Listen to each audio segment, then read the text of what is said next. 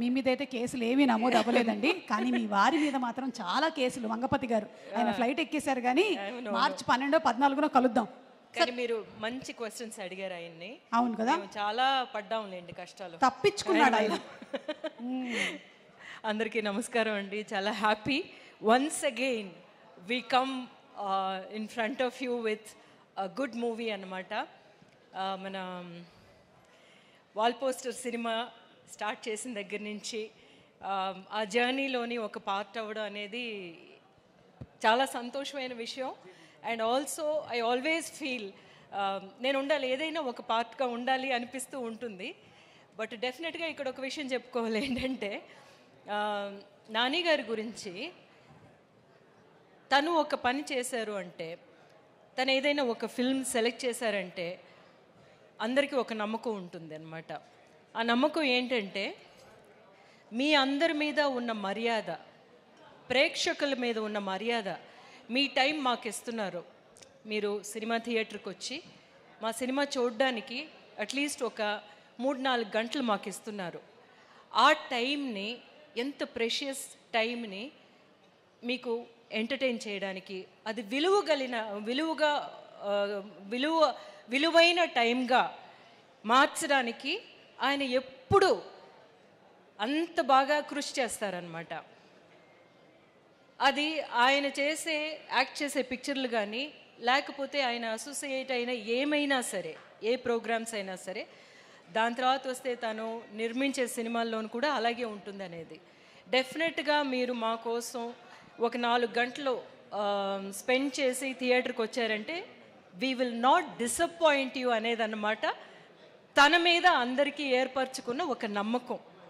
అలాగే అందులోని నెక్స్ట్ చాప్టర్గా ఈ కోర్టు వస్తుంది. సో ఈ కోర్టు దగ్గరికి వచ్చామంటే, ఇట్లాంటి ఒక సబ్జెక్టు అనేసి చాలా సీరియస్ కాబోలు అది ఇది అని చెప్పేసి అనుకుంటారేమో. కాదు, యాక్చువల్గా ఇట్స్ ఎ గుడ్ మూవీ అన్నమాట. ఒక మూవీ మనల్ని ఏం చేస్తుంది, మనల్ని ఎంగేజ్ చేస్తుంది. ఫస్ట్ నుంచి చూడడం స్టార్ట్ చేసిన దగ్గర నుంచి నెక్స్ట్ ఏంటి జరుగుతుంది, ఎందుకు ఇలా జరిగింది, వీళ్ళు ఏం చేశారో, అలాంటి ఒక స్క్రీన్ ప్లే ఈ పిక్చర్కి ఉండడం అన్నమాట the best quality of Jagadish screen play. అది వినగానే నాకు అనిపించింది డెఫినెట్గా ఈ పిక్చర్ బాగా హిట్ అవుతుంది. So another blockbuster to us in that way. అతను కొత్త డైరెక్టర్ అన్న ఏ ఒక్క ఇది కూడా లేకుండాను తన కథ చెప్పినప్పుడే అర్థమైంది ఎంత బాగా వర్క్ చేసుకున్నాడు అని. స్క్రీన్ ప్లే ద్వారా తను చేసిన ఒక డైలాగ్, ఇందులోనేమో మంగపతి అనే క్యారెక్టర్ కానీ, లేకపోతేనేమో మిగతా క్యారెక్టర్స్ కానీ మాట్లాడే విధానం మీకు చూస్తుంటే, అది కదా, ఇలా కదా, నిజం కదా, ఇది కరెక్టే కదా, వీళ్ళ యాంగిల్ కరెక్టే కదా అని అనిపిస్తుంది అన్నమాట. అవన్నీ తన వాయిస్ అది అంతాను. ఇప్పుడు మేము అందరం మాట్లాడామనుకోండి, అవన్నీ జగదీష్ వాయిస్, తను మేము ఇమిటేట్ చేసాము అంతే ఈ పిక్చర్లో. స్పెషల్లీ మంగపతి గారి క్యారెక్టర్ అలా చూసుకుంటే. So I saw that one director with so much of conviction, so much of clarity. ఒక్క షాట్ కూడా ఎక్స్ట్రా తీయలేదు, ఒక్క షాట్ కూడా ఎక్స్ట్రా అవసరం రాలేదన్నమాట. అలాంటి ఒక డైరెక్టర్ని సపోర్ట్ చేయడం, అది లాస్ట్ వరకు తీసుకురావడానికి ఎంత మంచి అంత మంచి ఒక డైరెక్టర్, ఒక మంచి కథని తీసుకురావాలి అన్న ఒక ఉత్సాహం ఉంటే తప్ప తీసుకురాలేరు. So I'm so happy to be this Sitaratnam. నా సీతారత్నం క్యారెక్టర్ తెస్తే అందరూ అంటారు కదా, ఇంకొక అమ్మ క్యారెక్టర్ అని చెప్పేసి అంటారు. కాదు, ప్రతి అమ్మ క్యారెక్టర్ నాది చూసుకుంటే ఆ అమ్మ చాలా ప్రత్యేకమైన అమ్మే, డెఫినెట్గా కదా. ఒక్కొక్కటి ఒక్కొక్క సిగ్నేచర్ ఉంటుంది. అలా ఉంటే తప్ప నేను చెయ్యను, అలా ఉంటే తప్ప నాని గారు నాకు ఆ క్యారెక్టర్ మీరు చేయాలని చెప్పరు, డెఫినెట్గా అనమాట. సో అలా చూసుకుంటే సీతారత్నం అనే క్యారెక్టర్ నాకు 1-2 సీన్స్లో అయితే నేనే కొంచెం చాలా వర్క్ చేయాల్సి వచ్చిందనమాట. అందులోనేమో డైలాగ్స్ ఉండవు. డైలాగ్ ఉండే సీన్స్ ఆఫ్ కోర్స్ మనం ఆర్టిస్టులుగా చాలా ఈజీ అది చేసేయడం, కానీ డైలాగులు లేకుండా కొన్ని విషయాల్ని మనమేమో ప్రేక్షకులకి we have to make them understand అనమాట, make them realise the inner journey. So దానికేమో కొన్ని అట్లాంటివి దొరకాలని ఎదురు చూస్తూ ఉంటాము యాజ్ అన్ యాక్టర్. సో అట్లాంటి సీన్స్ నాకు ఇచ్చినందుకు Jagadish thank you so much.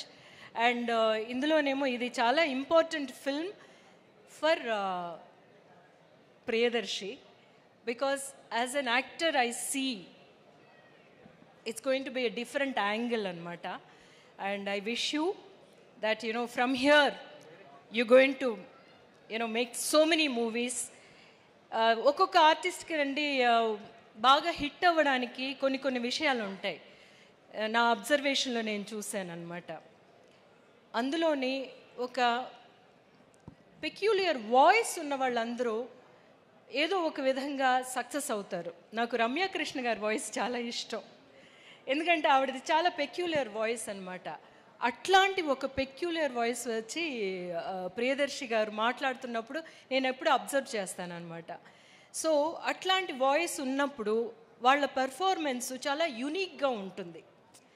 So voice మీద కొంచెం కాన్సన్ట్రేట్ చేసి చూడండి మీరు, and you have a very interesting voice అనమాట.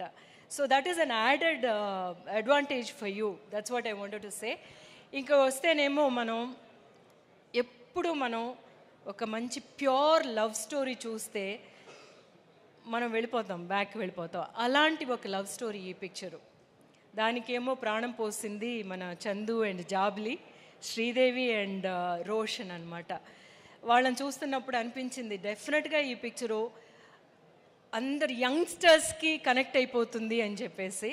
So that way if you see ఈ పిక్చర్ చాలా సీరియస్ అయిన ఒక విషయాన్ని తీసి మాట్లాడుతుంది, but at the same time మన అందరు ఫస్ట్ లవ్ని మనం విజిట్ చేసే ఒక ఫిల్మ్గా ఉంటుంది ఇది. ఆ ఫస్ట్ లవ్ అంత ప్యూర్ ఎమోషన్, అసలు అంత ఇన్నసెన్స్తోని మనకి ఎప్పుడు ఆ ఫస్ట్ లవ్ మనం మర్చిపోలేము. అలాగే ఈ పిక్చర్ కూడా మీకు చాలా చాలా చాలా స్పెషల్ అయిన ఒక ఫిల్మ్ ఇది. You will never be in this moment డెఫినెట్గా. So I wish all the best for us itself. మీరు డెఫినెట్గా ఈ పిక్చర్ వచ్చి చూస్తారు. మీ time is going to be worthwhile అనమాట. హోలీతో పాటు మా కోర్టుని కూడా వచ్చి సెలబ్రేట్ చేసుకుందాము. Thank you so much Rohini garu. నా పేరు రోహిణి. రోషిని అంటారేంటి? అంటే ఇందాక వెలుతురు లేదు కదండి, అందుకని రోషిని అన్నా. Okay, thank you so much, Rohini Garu. Thank you very much, and looking forward to seeing you in the movie on March 14th.